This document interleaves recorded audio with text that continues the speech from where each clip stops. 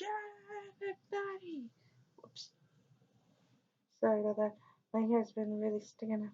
Yeah, everybody. It is the Kanisha Show. And no, I'm not going to be doing anything really wrong.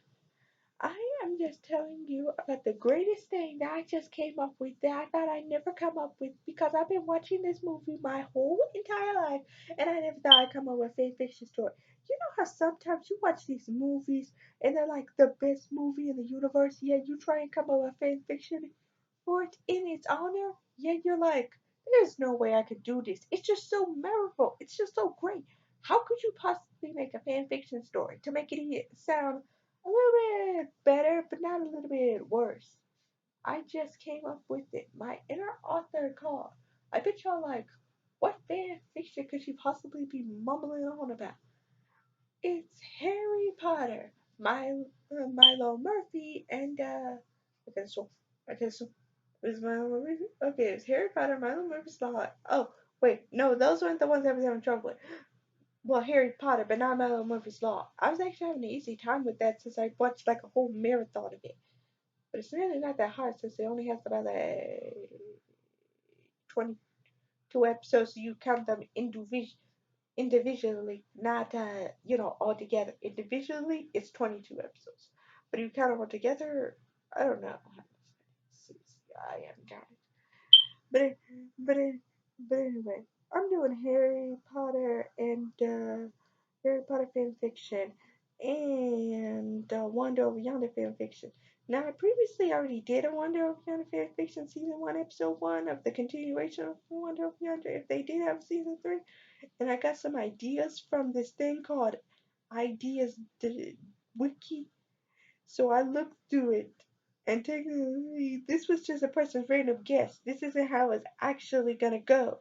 You see, many people actually wanted a season 3 for Wonder Over Yonder, and I do not blame them. I want a season 3 too. Seriously, you cannot blame people for wanting this thing to continue. It's like many other Disney things. So many great Disney things you want to continue. Like obviously, Starfish the Forces of Evil gotta continue. You can't just leave us at that climax of Star revealing that Star revealing that she actually does have a crush on Marvel.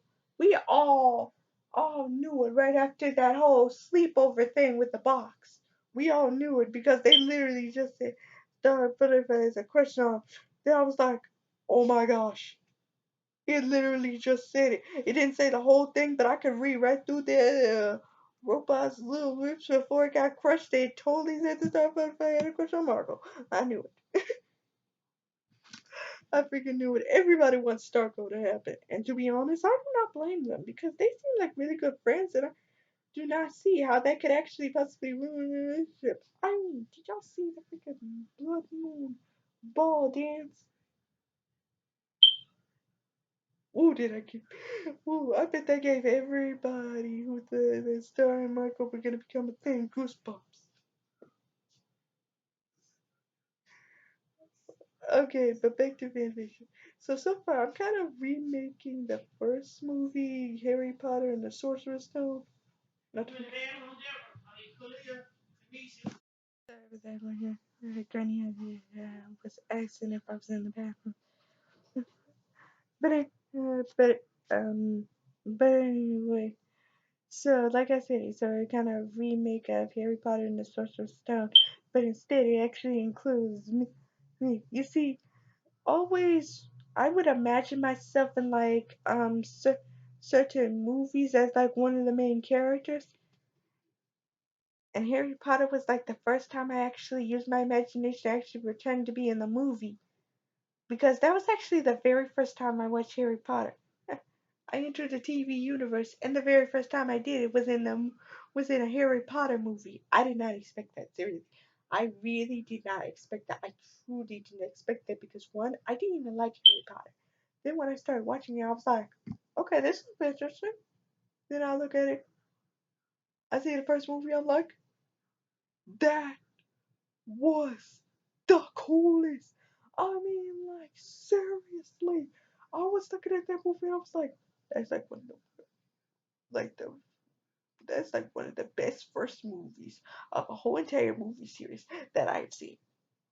But to be honest, if I had to pick my favorite Harry Potter movie, it'd be in between Harry Potter and the Chamber of Secrets and Harry Potter and the Goblet of Fire. I gotta pick it because like Harry Potter and the Goblet of Fire, they really be really creative with like each one of the sets. I mean, look at that maze. Man, I was about to go psycho looking at that maze. And look at those mer people. Look at that freaking dragon. I don't know how they animated. I don't know how they was able to film that dragon. I don't know how, but that was like the coolest thing I ever saw. I was like, oh my gosh, this these movies keep getting better and better and even more better than the universe wants it to be. I mean, like that dragon took the show. I was like, you call that harmless, Hagrid? Come on, people. Everybody knows dragons aren't harmless. But mostly what I like about this, well, mostly what I like about the Chamber of Secrets is one of those, it's one of the classic lines that runs, the spiders, follow the spiders. If Hagrid ever gets out of Azkaban, I'll kill him. Man, I love, man, I love that line. That line was classic.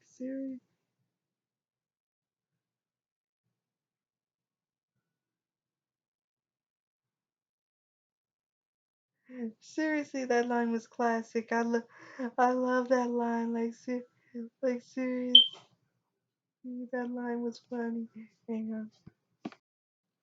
Oh, one of my happy moments, hearing the sweet sleep of somebody who be crying on and on. So, so anyway, where was I? Oh right, Harry Potter. What I gotta like about Harry Potter most is these adventures they're on. Each one of their adventures is so great. I bet all of you who watched this probably was like, man, if Hogwarts exists, I would want to go there. Heck, I would want to go there. It'd be cool to be a witch. I mean, seriously, think of it, having all those magic abilities. But then there are rules. Well, you can't expect to be a witch, wizard, or any other magical being without there being rules. One of the characters that I like in the Chamber of Secrets is Dobby. Yep, you heard me right, Dobby there. So I just like the guy because you see with because you know how in some movies or shows there's always this certain servant, even though it's a magical being or something, they have to be hilarious. They have to be hilarious, sarcastic, or something like that. Well, he's the total opposite. He totally be loyal to whoever he's serving. But I do, but I do love how Duffy almost seems like the enemy because each one of his plans in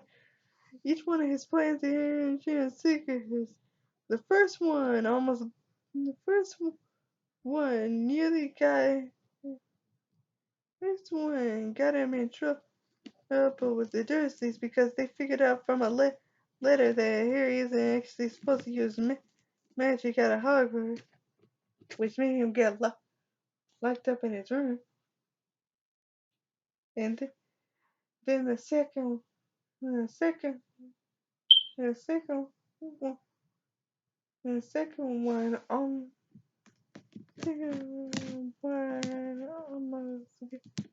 I remember, I remember the spell.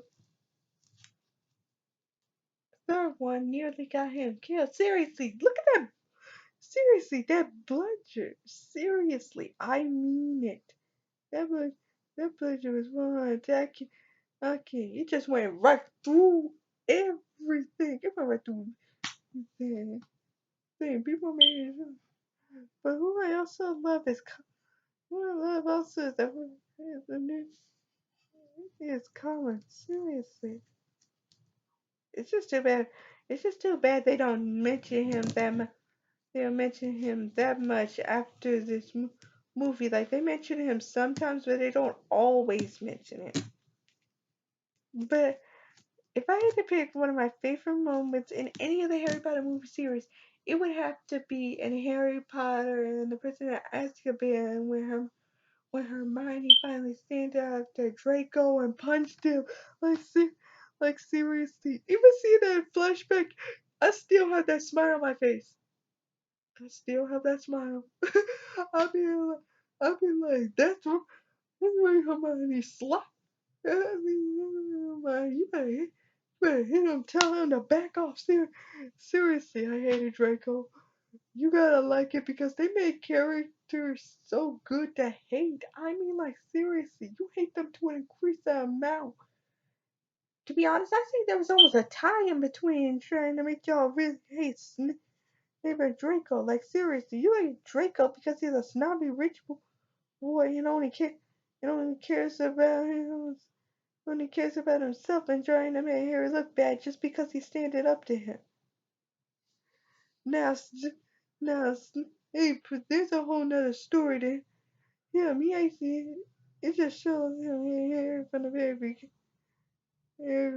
It's shown when he entered the classroom when he was still, kind of writing what Snape was saying, and he thought he wasn't actually paying attention.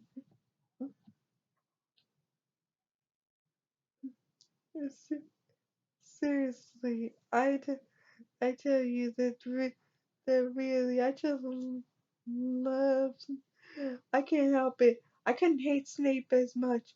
The only the only thing it was when I was really confused. They made a true desire for me to really hate Snape, and that was when Dumbledore. I was like, okay, I'm almost starting to. You almost made me trust Snape. Then boom, you just throw something in, and then man, I started hating Snape again. Seriously. And you just killed off one of my favorite characters. I really like Dumbledore. Like he's a what? I know.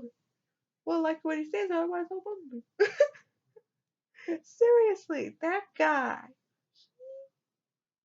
He's like that guy is like really creative. You got to like Dumbledore.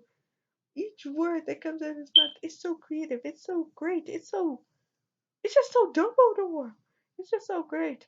Oh wait, I'm running out of time, so I'm gonna have to go. I will meet y'all back here in 30 minutes or so. Sorry, I have to go. I have to do something very important, and since it's private, I can't tell you. Oh well. Bye, YouTuber.